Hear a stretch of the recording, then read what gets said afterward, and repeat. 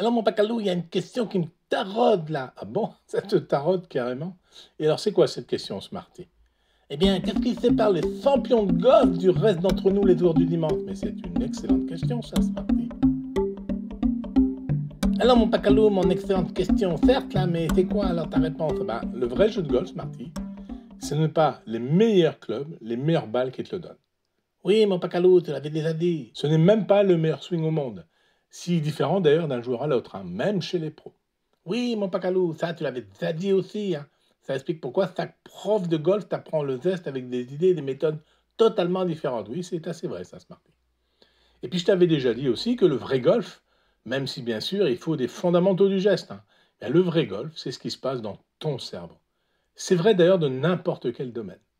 Entre ceux qui sont bons par la force de l'entraînement et de la répétition, et ceux qui performent, ceux qui ont un mental en acier chromé.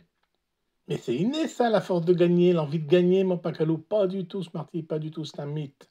Ça, c'est colporté par certaines personnes qui ont intérêt à justifier leur succès par l'inné, de descendance en descendance.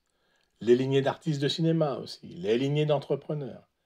De fait, tout le monde peut entraîner et améliorer la gestion de son mental. C'est même très facile. Oui, je te vois arriver, hein. De la discipline et tout ça. Mais il y en a qui n'aiment pas du tout la discipline, mon Pacalou, comme toi, Smarty. En fait, quand on veut réussir, et tout est affaire de vision, hein, mission personnelle dans cette idée de réussir. C'est quoi réussir finalement? Mais donc, quand on veut réussir, disais-je, alors oui, il faut de la rigueur et de la discipline. Si le golf, c'est pas ton sujet, ben laisse tomber. Trouve un sujet qui t'inspire, qui te donne envie de t'investir. Moi, c'est les maths, mon Pacalou. Réellement, Smarty. Pas plutôt les jeux et les promenades. Oui, c'est vrai. Et les croquettes aussi. Oui, c'est vrai. Et les croquettes aussi. En tout cas, tout doucement, certes, et quelle que soit la matière, les maths pour toi, le tennis pour tel joueur, l'histoire pour tel passionné de civilisation, etc., et bien, plus tu t'entraînes, plus tu travailles, plus tu réfléchis, et moins d'erreurs tu feras. Même sous la pression que tu te crées toi-même d'ailleurs la plupart du temps. Le golf est un jeu, doit rester un jeu, et donc il faut entraîner ton mental avec cette idée de jeu. C'est comme dans la mini-série sur les énigmes géométriques de cet été, mon Pacalou alors. Il faut essayer, encore essayer, toujours essayer. Mais oui, exactement, Smarty. Les maths aussi, d'ailleurs, c'est une forme de jeu.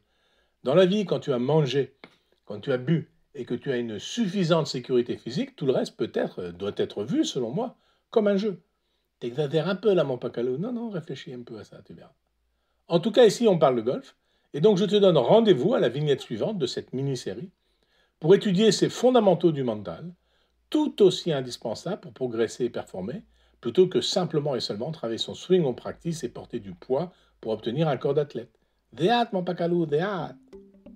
Mais il y aura des maths un peu quand même, mon Pacalou, hein, pas trop, c'est parti sur cette mini-série. Hein.